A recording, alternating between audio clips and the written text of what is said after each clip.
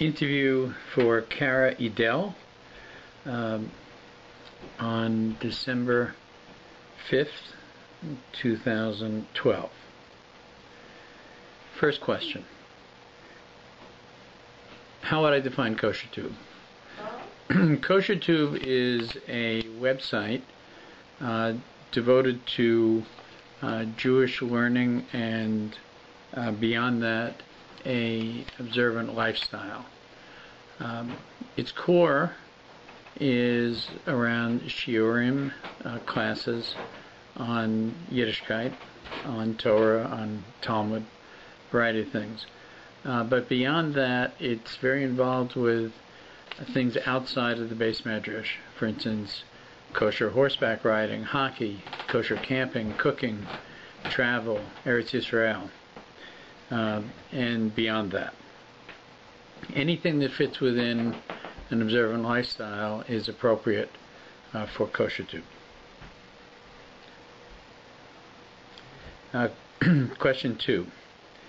I created KosherTube 5 years ago. We're just entering our 5th year. And I did it with an understanding of the convergence of video with the internet, and that there would be an opportunity through this to learn and to have insights into a world that many people were curious about but had no knowledge of. I had worked for a number of years with a fellow named Michael Kegel on programs called Passages and Messages for CTS. They were very well received by both observant and non-observant Jew as well as Gentile, and we felt that after 10 years of programming that this material would be appreciated in the new world of video and the internet, that convergence. Then beyond that, there was a flood of great material developing from around the world on observant Judaism and on learning, and it was a great opportunity for us to put this together on KosherTube. And then there was another stage, which was direct and exclusive production, that we got into as a result of relationships in Canada and the US and Israel. And today we have 40 cameras spread around the world recording shiurs that are come to us in many different forms. We have the and really that was the source and the reasoning behind it. KosherTube has a life of its own even beyond that of the creator, and we take great pleasure in that.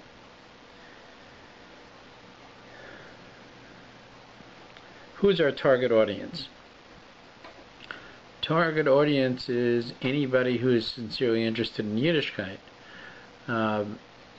We have a tremendous variety of material, from very complex shiurim on Gemara, on the Minchas Chinuch, as well as entry-level material on the Parsha of the week and Chumash, some varying from 5 minutes in length to 90 minutes in length.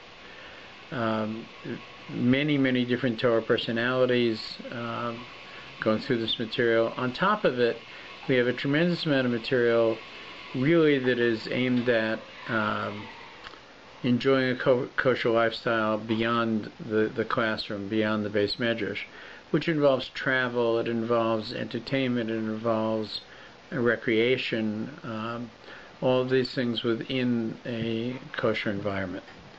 Our audience as well are people who are distant from Jewish centers.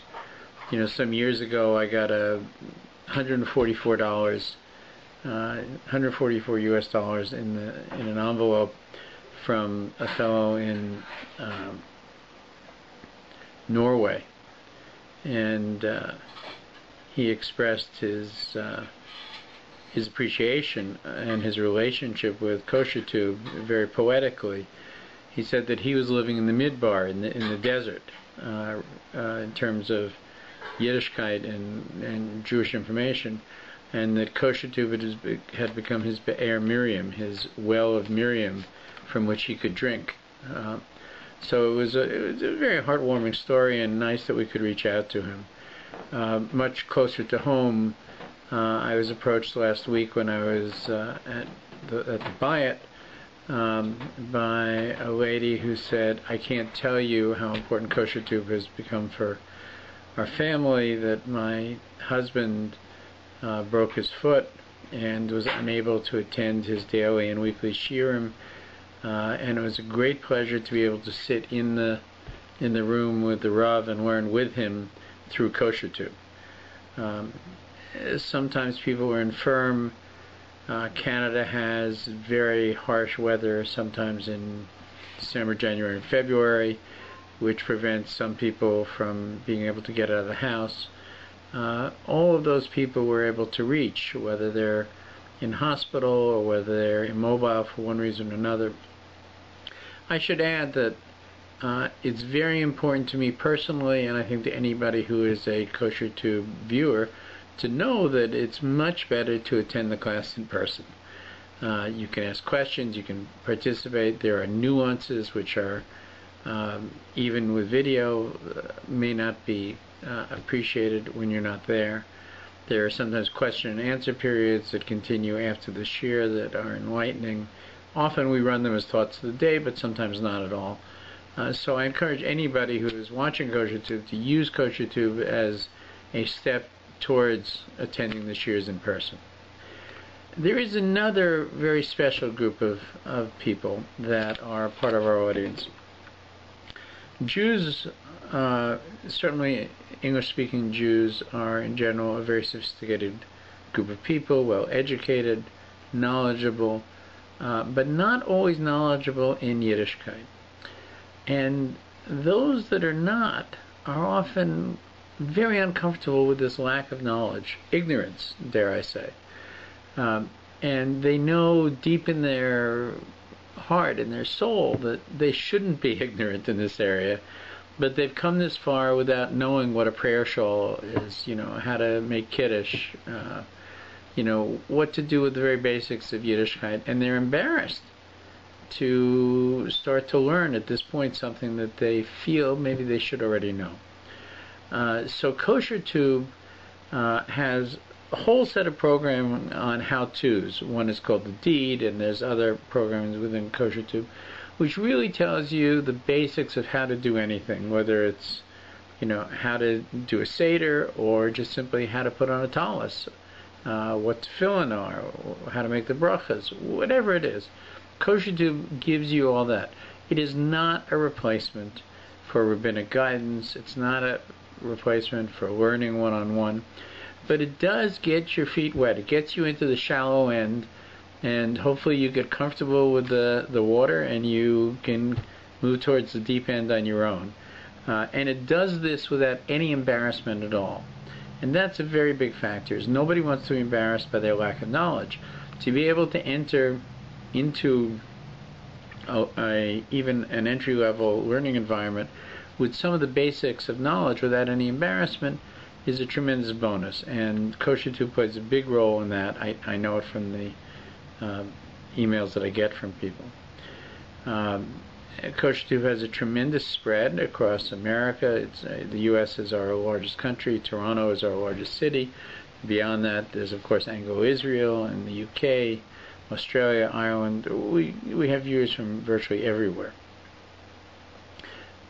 We have 2 viewers that I know of in Saudi Arabia. Shh. Could be government officers. I don't know. So that's our audience. As I said, you asked a question, what types of videos are on KosherTube? Now, that's a very interesting question, because our audience seems to divide into 2 groups. There's a group of people who come for the thought of the day, which is a 3 to 5 minute piece, or the foundation stone, which is a little bit longer, which gives you a sense of it's a thought-provoking, inspirational pieces on Yiddishkeit usually. They may be tied to the Parsha, they may be tied to a holiday coming up or Shabbos, or they may just be some significant Jewish thought. we have half of our audience is looking for material that is 5 minutes or less. The other half of the audience wants to see the whole shiur, whether it's 45 minutes, 50 minutes, an hour, even an hour and a half. That's what our polls show, and that seems to be the audience thing. We also have people driven to individual rebbeim. Rabbi Eliezer Breitowitz is a leader in terms of our viewer, but there are many others. Rabbi Sullivan, certainly Rabbi Jonathan Sachs, the chief rabbi of the UK, is tremendously popular. Among the ladies, there is Rebbetzin Esther Wine, who is a KosherTube star, no question about it,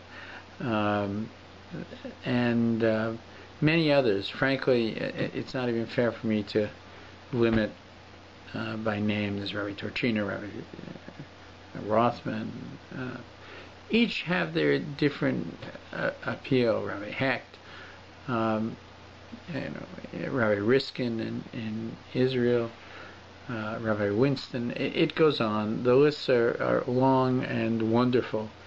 So whether you come for a subject matter or for an individual or a time of the year, KosherTube has material for all of those situations and can be searched that way. We also, of course, have 2 Daf Yomi shiurs that are running daily for those people who are following the Talmudic cycle, 7.5-year cycle of learning.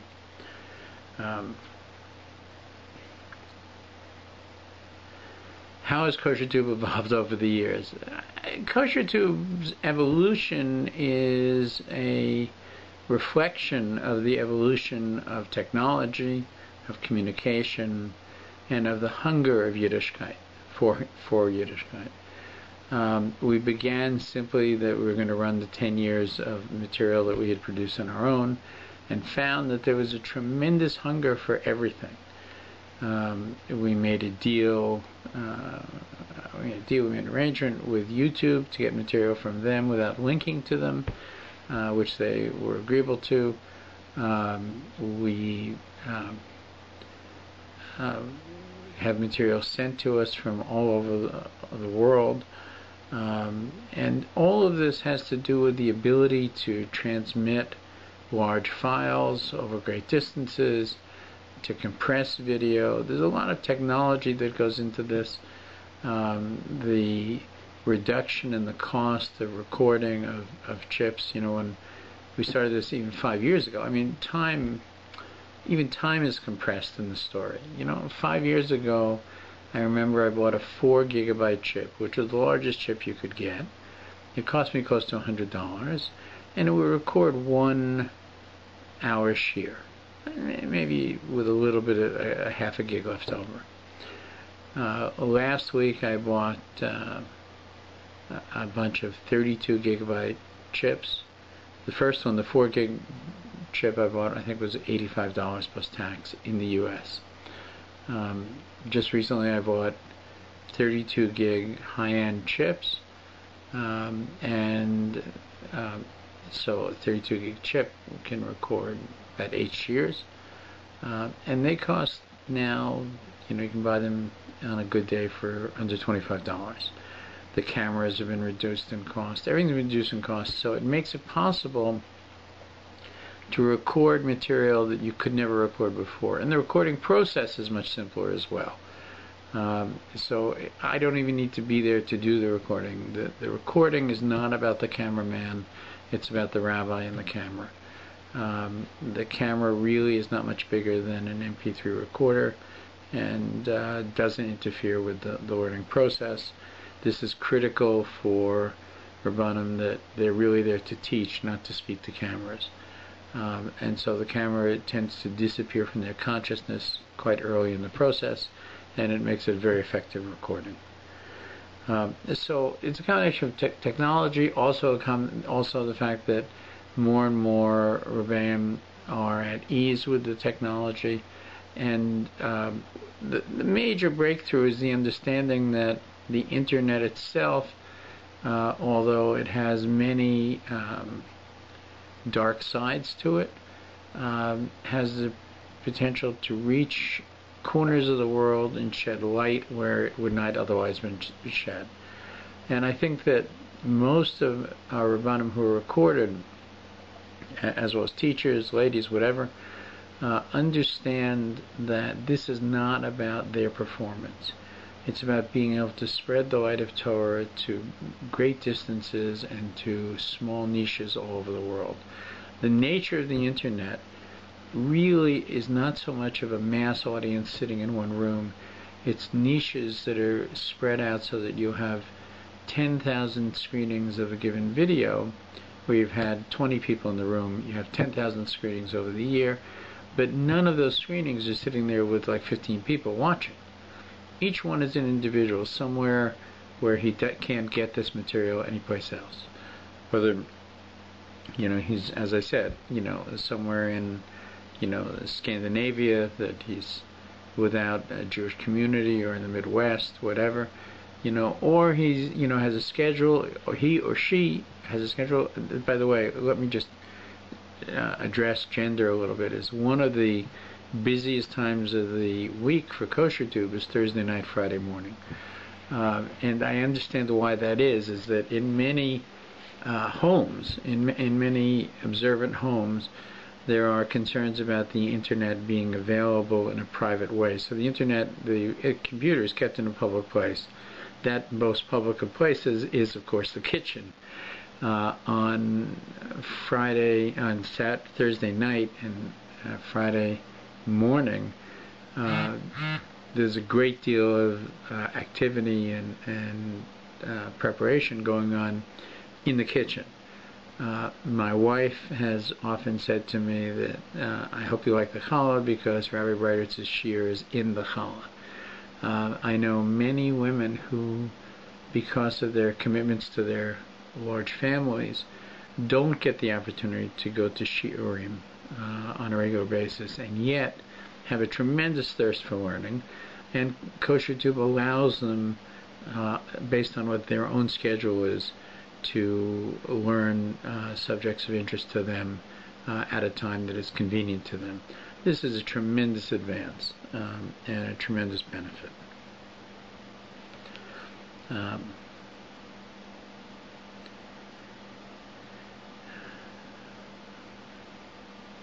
Your question 6 is, why do you think KosherTube is such a necessary service for the Jewish community?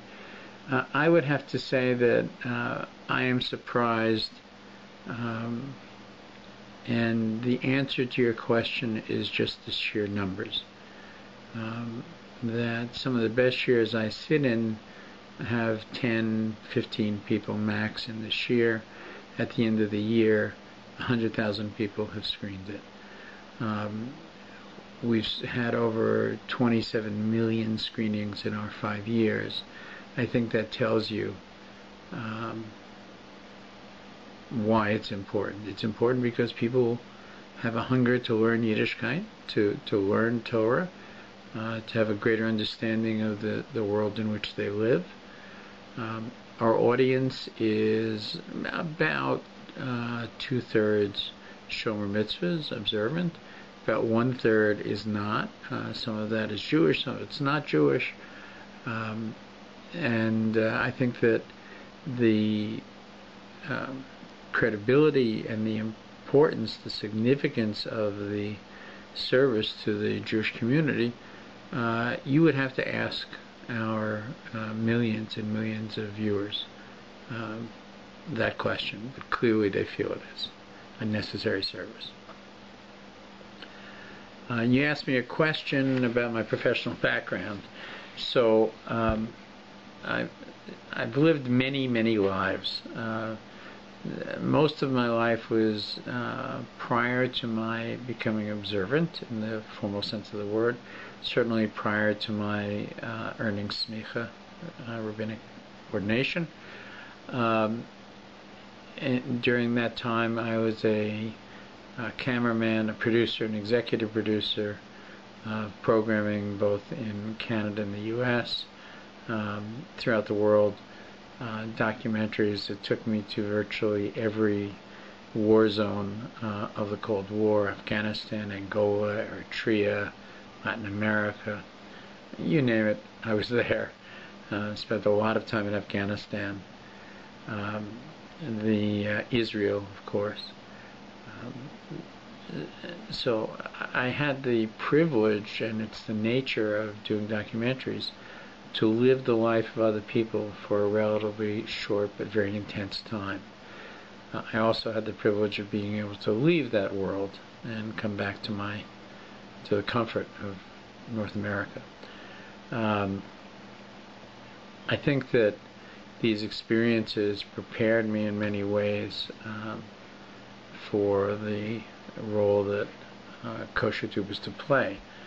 I come to KosherTube with 40 years of experience in media production, which meant that I would have an understanding how to economically and quickly take the greatest advantage of technological developments and use them for Yiddishkeit. I think that the film business affords a person great opportunities to communicate, great opportunities to play a role in changing the world for the better, which has always been an important part of my filmmaking. But in the world of popular media today, the place for serious content, for things that are not violent, for things that are not anti-Jewish, for things that are not very sexual, is getting smaller and smaller and smaller. So I have to tell you that the industry itself became consistently less compatible with my life as a observant Jew and later as a rabbi. So KosherTube is an outgrowth of the experience that I gained for 40 years in the industry, and I think that it was preparation to do this work. Which documentaries did I work on? I worked on Woodstock. I worked on many films about Afghanistan. I worked on Caught in the Crossfire, about the UN. I worked on the original Witness series for CBC, a series called Witness: What Happened in Afghanistan. Return to Kandahar. Hitman Hart, Wrestling with Shadows, about a great Canadian star, Bret Hart, a wrestler, and his true life battle with Vince McMahon, the kingpin of the WWF, as well as a tragic story about his brother Owen Hart, who was killed in the ring. The list, it goes on and on and on. I've won Geminis, I've won Rocky Awards, I've won a lot of different awards. Where did these films take me? They took me to virtually every continent except, I think, Australia, Japan, Europe, virtually all the countries in Europe, parts of the former Soviet Union, Latin America, United States, Canada, Middle East. I had the privilege of seeing Israel many years ago in a way that a New York Jew probably never gets to see it. I worked on a film called The Twice Promised Land with David Harrell and Mahmoud Abu Bakr for a company called Stornoway Productions. And David was a Hungarian emigre in '56 and became a member of the IDF and later a filmmaker. Mahmoud Abu Bakr was, and I think may still be, one of the senior editors of the Arab Service of Israeli television. And we made a film about their perspectives on Israel in the 70s. And it was a tremendously insightful opportunity for me to travel with the firstborn of the line of Abu Bakr, the scribe to Muhammad, who is respected wherever he went, and also, of course, with David, who was, had given so much to his country and to see how they work together and what the potential was. Sadly, much of that potential has not come to what it could be, and we see the struggle for Israel's survival, peace, and security continuing on. It is unimaginable at this point to appreciate what the world could be like if Israel's neighbors, instead of wanting to destroy it, decided that they wanted to live in peace with the country, and that all of the great things that have happened in Israel in spite of wars, incessant wars, imagine what it could be like if there was peace. The answer is it would be messianic. And God willing, that time will come. How has my work impacted my life? You know, Reish Lakish was not always the great sage we know him to be. He was a highwayman. He was a muscle builder, and all of this he brought into his world of Talmud. I'm no Reish Lakish. I don't pretend to be, but I will say that I have had the privilege of having a vast, tremendous variety of experiences with a tremendous variety of people, Jewish and Gentile. And it has been a very privileged existence. And I think all of it was so that I could bring this to KosherTube when the time came, and to give back a perspective that would be of great value to those beyond myself. And that is what KosherTube should be, hopefully is, and hopefully will be, especially in its next generation, KosherTube 2.0, which we're hoping to release in the next couple of months, which will have all the latest bells and whistles of technology built into them, and be able to bring you new and more exciting ways of developing an observant lifestyle, developing a knowledge of Torah, and developing an understanding of our world through the eyes of Torah. Thank you very much, and good evening.